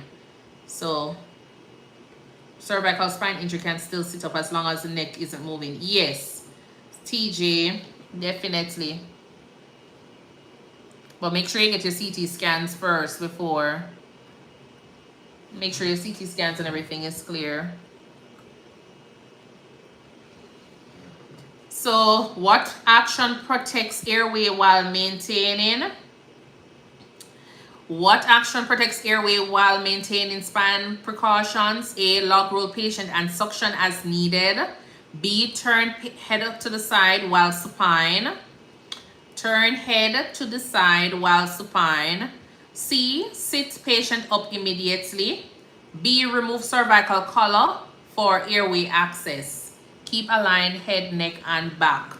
So the answer is A, you want to log roll. Allows airway clearance while maintaining spinal alignment. Removing collar, risk further injury. Got everyone twisted on this one. So, you have a patient suspected of spinal cord injury, cervical spine injury. The patient is vomiting. What is the best position? What action protects the airway while maintaining spine precaution? Airway, breathing, circulation. B, A, yes, scrum. That was tricky. I said that, but y'all had me confused. You will always log roll any spine patient, cervical, thoracic, or lumbar. Yes, HTTP 3000. So that's what I was saying. I was trying to find out what position you'd think this patient be in with a suspected cervical. I saw one person say flat and another person say lateral. I was looking more for the flat supine for your spinal injury. And then from there, that will kind of help with how you go about with, you know, moving your patient. So you want to log roll.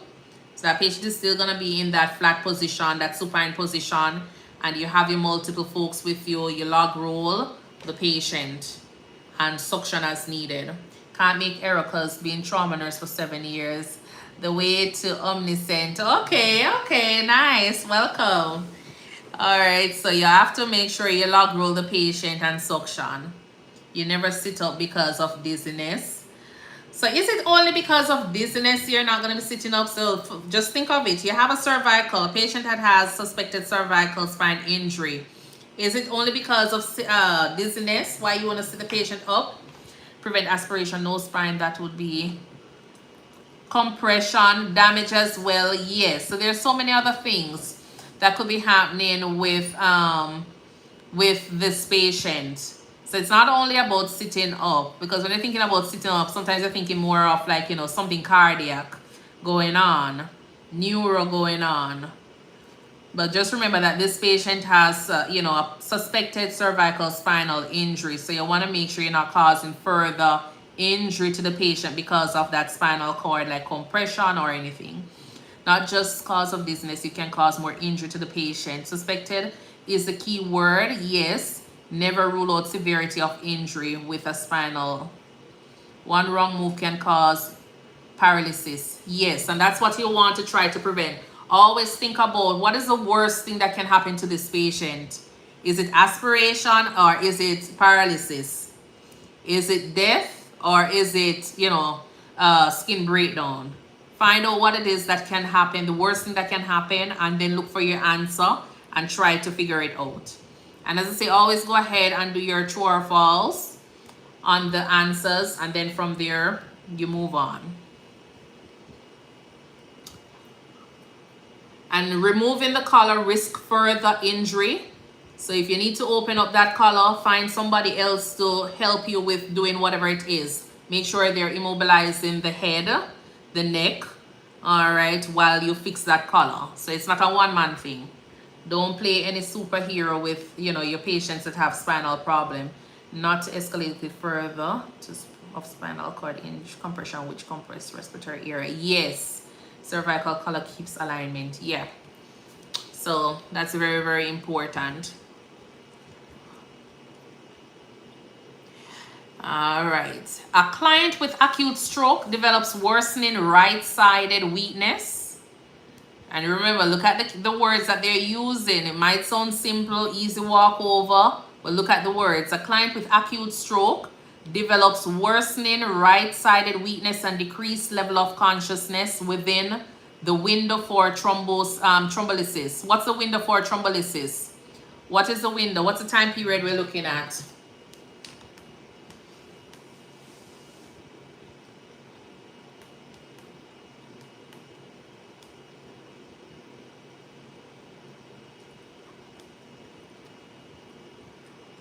Window for TPA, okay, is for up to 4.5 hours, 4.5 hours.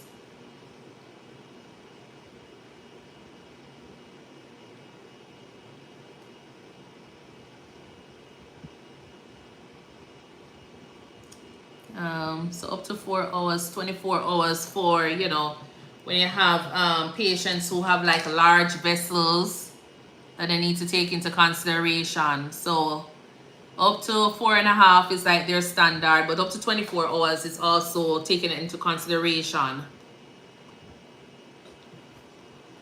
So you have this patient who develops worsening right-sided weakness and decreased level of consciousness within the window of thrombolysis. What is priority? Transfer to the rehab unit. A, start aspirin immediately and wait for 24 hours for TPA. C, prepare for TPA after CT rules out hemorrhage. D, administer heparin bolus. So CCC, nice. Prepare for TPA after your CT rules out hemorrhage. So if the ischemic stroke and no hemorrhage on CT, timely TPA can be given within the window. You must act quickly. What TPA stands for? I know a lot of times we say it. What it stands for? Not a problem, CJ. Not, oh gee. Oh Lord, you guys gonna tell me that I was going for 2 hours. I plan to come for 7 to 8 o'clock, you know, 7 until 8 o'clock. TPA is 3 to 4 hours, then B wouldn't be correct. Altiplace, okay, what's TPA? TPA stands for tissue plasminogen activate. Jasmine. My notes them go right. All right, so I have test tomorrow, otherwise I would stay longer. Okay, no problem, no problem. Uh-oh. Us the pretty boss says total parenteral nutrition. No, not TPN. TPA. TPA. Alright, so tissue plasminogen activator. So if you have it, so make sure you have your dry scan. Make sure you're, you know, there's no hemorrhage, and then you start your TPA for that patient. So prepare for TPA after CT rules out hemorrhage. And you know, I'm gonna ask, what are some contraindications to getting TPA? Yeah, that's 17. I'm gonna do, yeah, one last question and then I'm gonna head out.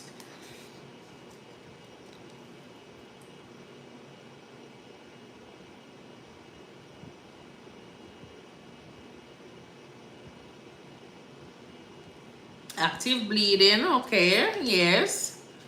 Recent bleed. How recent? Check for any blood-related bleeding, hemorrhage, head injury. Last 3 months, yes. Active bleeding, recent surgery. Out of the window of 3.4. Anything out of the window? Okay, oops, it's me. Severe hypertension, nice, nice. Your GI bleed. Which days are you live? Some on Tuesdays and Thursdays at 7 p.m. Central Standard Time. So it's 8:44 for me now in Texas. And as I say, if you need the full length of the live streams, they're posted on YouTube, so you can always go over and look at them, play them at your own time. So, and come back Thursdays, because Thursdays is usually a little bit longer. Say any history of bleeding in any part of the body. So yes, any form of bleeding. intracranial conditions. X. Okay. So definitely you'll do that. So you have this patient who is a stroke patient. You're suspecting stroke and the patient is having decreased level of consciousness, worsening right-sided weakness. This patient just presents to you in the emergency room. What is something that is very important for you to check for this patient?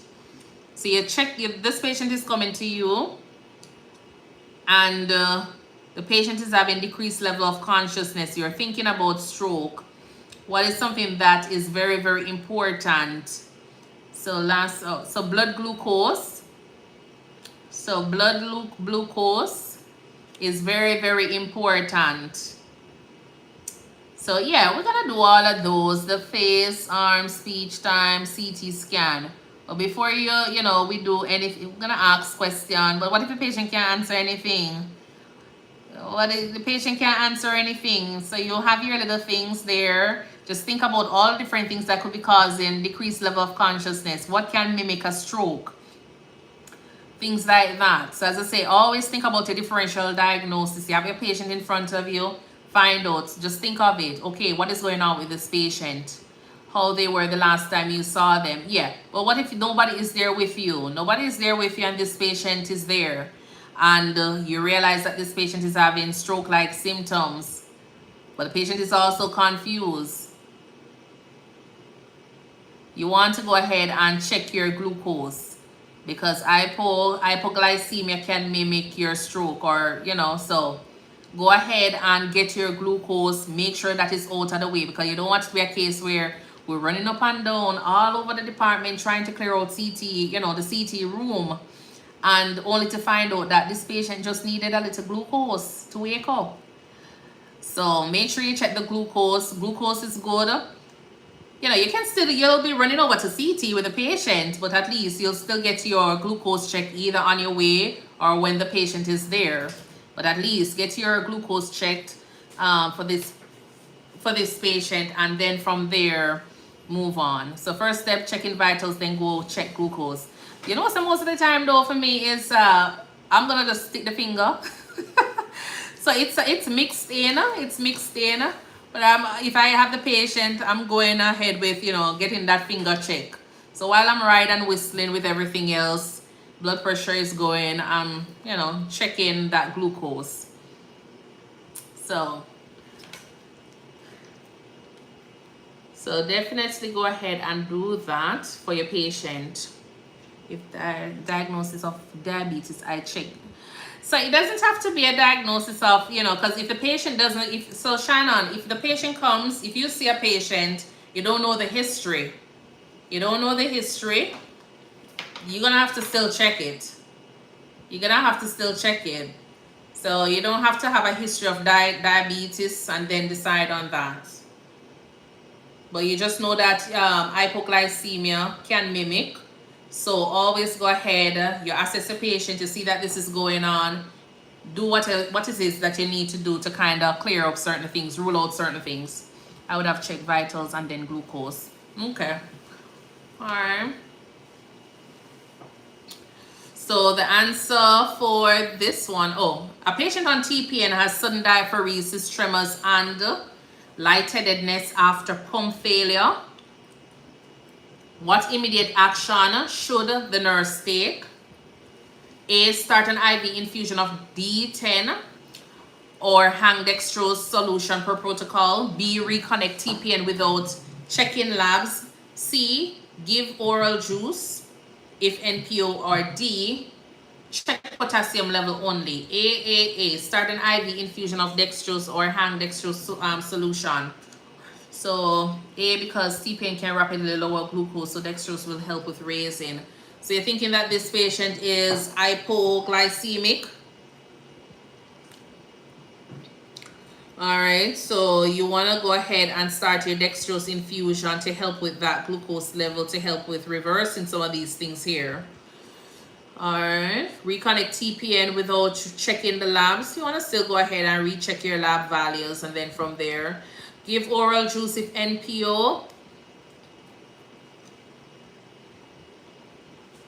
Eventually, you know, you can give the patient, but then this patient is on TPN, so depending on what's going on with the patient as well. Check potassium level only. No, anything with only, ignore that, but you'll definitely look at your TPN, your potassium level, to make sure electrolytes are all within range. Wash hands and introduce self. E. Yes. Yes, daily Bible verses. Wash hands and introduce yourself. All right, so that's about it on this question. Or for tonight. Yeah, I had a few others, so I'm gonna mark it as so sudden stoppage of TPN causes hypoglycemia. Oh, that's irrational. So sudden stoppage of TPN causes hypoglycemia. Hang dextrose 10% or 5% per protocol to prevent hypoglycemic crisis. So you hang that in the meantime for the patient.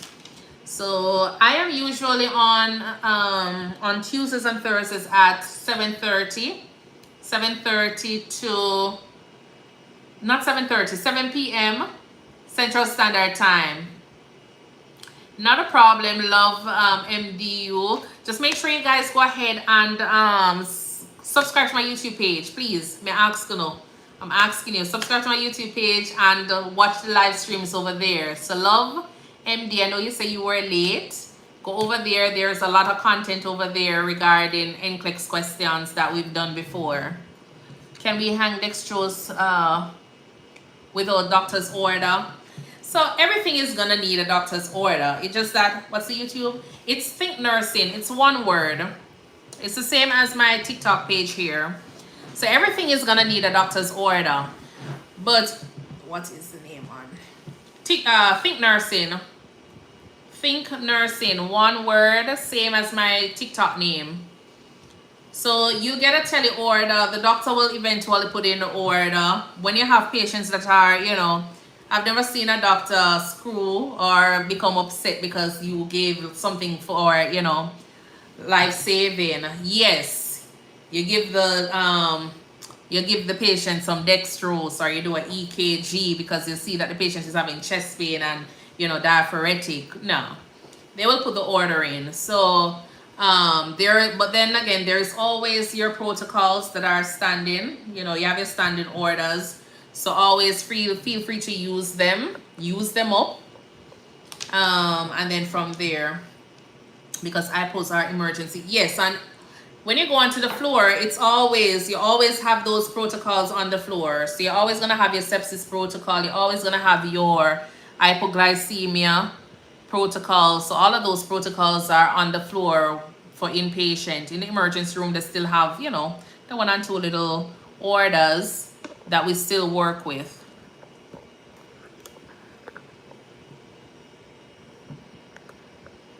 Yeah.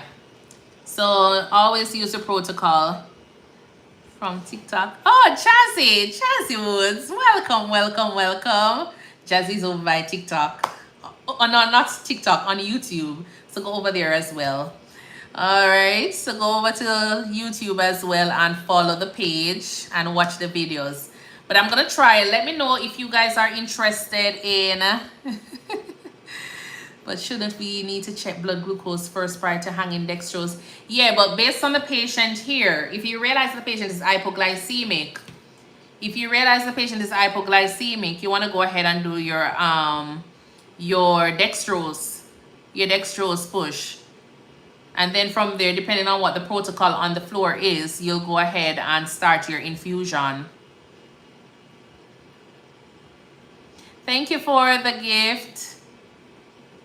So, Egerton, what's this? Oh, to see the next question. Can I watch your live since I am taking SE next week? Yeah, you can. As I say, my questions, they're similar to NCLEX. They're similar to NCLEX question. It's just that I talk a lot about, you know, we try to cover a lot of information. So you'll find out that there's so much information that will help you. A few persons have texted me saying that they did well on their exam and they've only been on my live 1 or 2 times. So go and watch it if you have the time, because we go in full detail with the questions. Can't stop abruptly, it will cause hypoglycemia. We need to call the doctor after hanging, correct?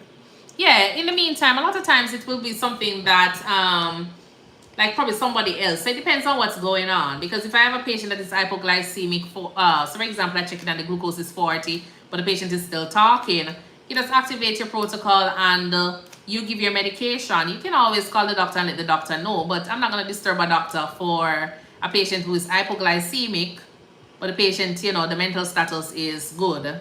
The doctor is probably just going to be like, okay, then. You can tell the doctor when the doctor wake up or when the doctor come back on the floor. But it's not something you have to be rushing and be like, hey, you know, it's not like a pulse rate that is in the 30s. You just abruptly see it and then you're like, okay, then what should I be doing? No. So that's the only thing I would say. But it's up to you, whichever one makes you comfortable. Because sometimes the doctors, they will have on the floor, you can text them. So if that is something that is acceptable, you can always go ahead and let them know. If it is a case where you have to call them, you know, just document it.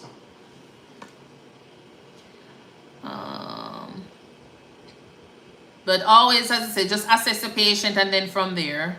But you always have some protocols. If you don't have a protocol, you know, just talk with your charge nurses and they will help you with getting certain things done.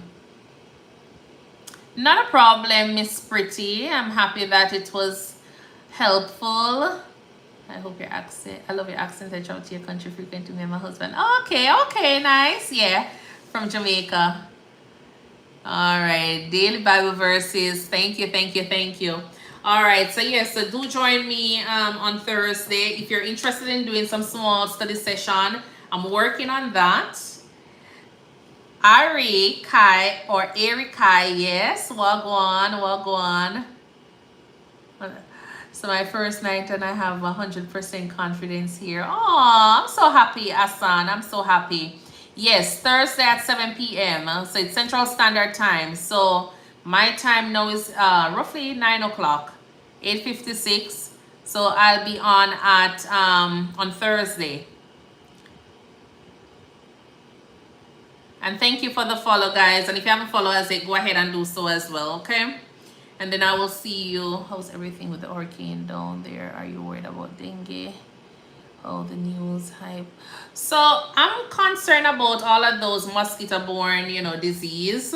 I know they said I have about 11 cases of leptospirosis. So yes, it's gonna be a concern, especially down, you know, down in the west there. It's gonna be a significant problem for a lot of persons. So I am, but my family is doing okay. We weren't really affected. We had little water, but that was it.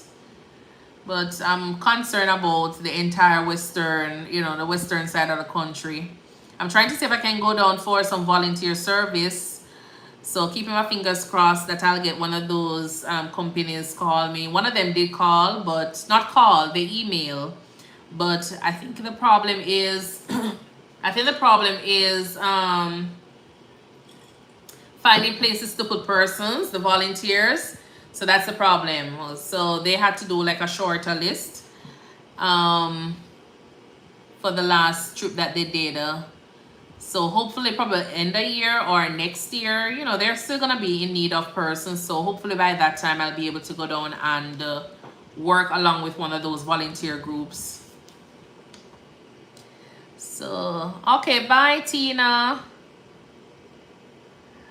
Okay, you're in Georgia, Mrs. Pretty. Okay. Nurse Nana, student nurse. Just got out of class in Orlando medication and I'm crying. Why are you crying? I will be going to help with aid. Okay, Tian. Where are you? Are you in Jamaica? Ty and Anna. Are you in Jamaica? Yeah, I really want to go down, but I don't want to go down and not have anything to do.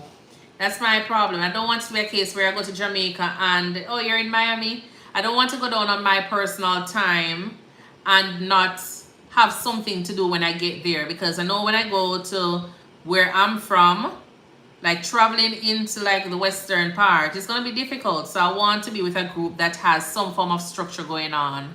So that's just it for me now. But if you know of anybody and they need in persons, I am up for it. I'm up for it a long time. My driver is in the Tanglewood and he said no one can really come because of staying located. Yeah, so that's what the recruiting company had said. So they're saying that, not the recruiting company, but the volunteer group, they're saying because of the location, they don't have much places to house persons. So they have to do limited, amount of persons for the trip. I was trying to join American Friends of Jamaica to help with work from aboard. Okay, okay. I took 2 dosage exams back to back within 4 hours. Oh, yeah, dosage wasn't my favorite, but I did it. I never really, it wasn't really say my favorite. Pharmacology, the drugs and all was never anybody's thing in nursing school. So that was it. But pharmacology, the dosage and calculation, eventually you'll get it. So don't feel as though, yeah, eventually you'll get it. We wanted to go help as well. So I passed the boards, we will go. Okay, nice, yeah. That's just it. As I say, I just feel as though me going down with a volunteer group is going to make more sense than me just picking up myself, go back home, and then trying to figure out, okay, then what am I going to be doing Monday? I want to have plans set up for me when I get there. 6-7 popcorn, welcome, welcome. How are you doing? I went out on to do a walk on Halloween night. I'm not a Halloween person. I don't celebrate Halloween, but my friend that invited me, so I was like, okay, no problem.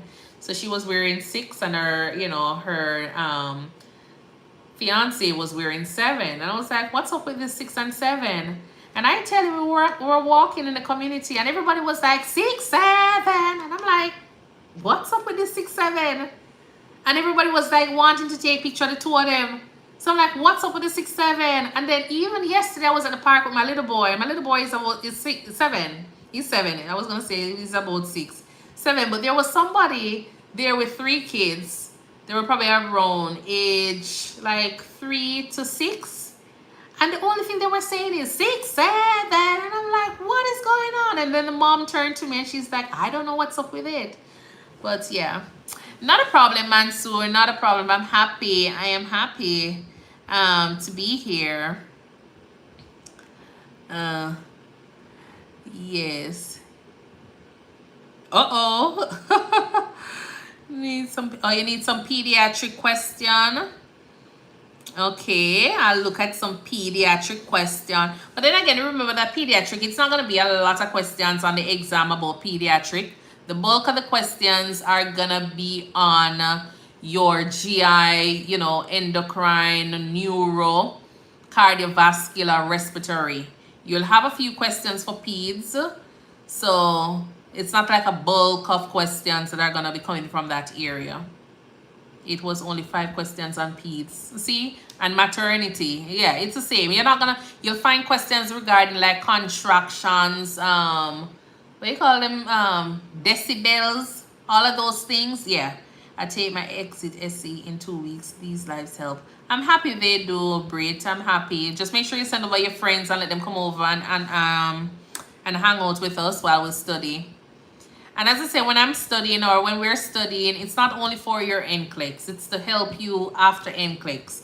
Because it doesn't make sense we hang out studying for NCLEX, and when we go there, we don't have a clue as to what, when somebody asks us, okay, then why are you doing a troponin? No, we want it to be a case where you still have enough information to go in the working world and be answering questions and doing the right thing, thinking critically. You have to know expected delivery date. Yes, you have to know those. Preeclampsia, eclampsia, those basic stuff. So can we do some of those questions? More priority? Yeah, I'll do more priority questions. I'll do more priority question. And then, yeah, priority and delegation is a lot on the exam. But as I say, if you're able to cover, if you know the content, then when it comes on to prioritization, so if you know the pathophysiology, when it comes on to prioritization, it's going to be a little bit easier for you as well. All right. Arlene, welcome, welcome. All right, so I'm going to take my exits. And then from there, We will see each other. Oh, your internet. I'm sorry. I totally understand. I suggest knowing content. Yes, knowing the content is important. So that's why I do sometimes have pathophysiology type questions, just to make sure that we understand what we're treating, or what we're diagnosing, managing. So I'll probably put one or two, like 10 questions of pathophysiology, so we can actually just pull our memory a little bit. All right, so I am gonna go. I have some patients chart that I need to close. And then from there, I did focus on content. I was doing questions but not understanding. Okay. Well, I think this will help you then, Miss Pretty. This will help you. The interaction. So what I'm going to be doing is I'm going to try to do some small groups. I'm working on something because, as I say, I wanted to get the U World. So I'm going to do the subscription on the, I'm going to purchase the U World. And then from there, I'm going to do some smaller groups. We're going to do some smaller groups, and then persons can actually decide what days they want to come on for the smaller group. And then we move from there. So I know some persons were asking about the one-on-one. As I say, I can't do the one-on-one. I can do probably like a 10 persons in a group. Thinking about doing something like a boot camp as well. Something similar to a boot camp. It might not be the boot camp that you guys are familiar with. It's more something like this. But I'll spend probably like 5 hours. We'll see. As I say, it's something that I'm going to work on. So make use of all of these sessions that we're having now. But I'll try to do like a boot camp for like 5 hours, and then from there, because honestly, UWorld is the best. Okay, because I am not able to commit to so much hours during the week sometimes. Yeah, so I'll probably do like a 5-hour session, and we'll see how that go. Archer review is much better too, but the subscription or the prices are expensive though.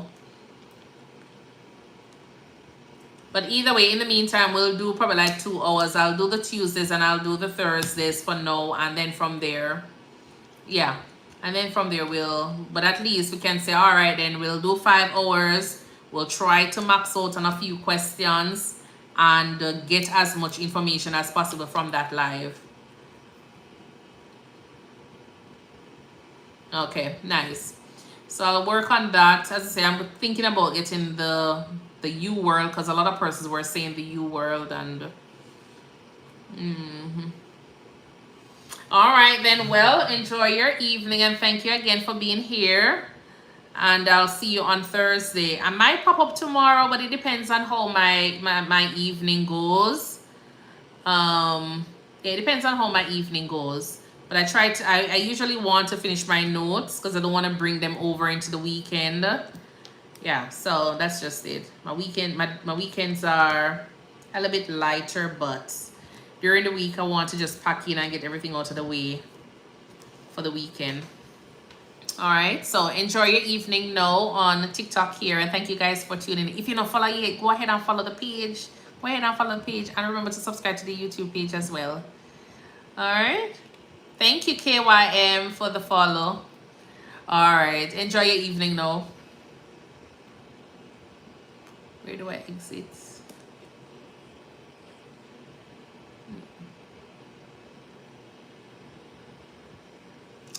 All right, I will see you guys on Thursday. Remember to go ahead and follow me on TikTok as well at ThinkNursing. It's one word.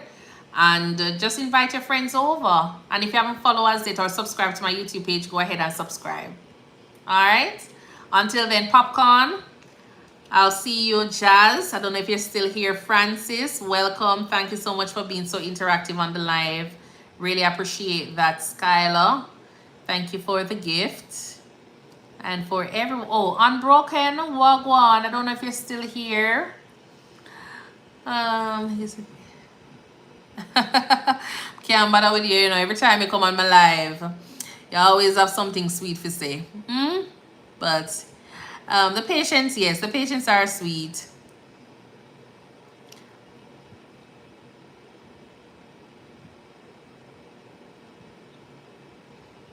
All right, so all right then, enjoy your evening now, guys. Bye.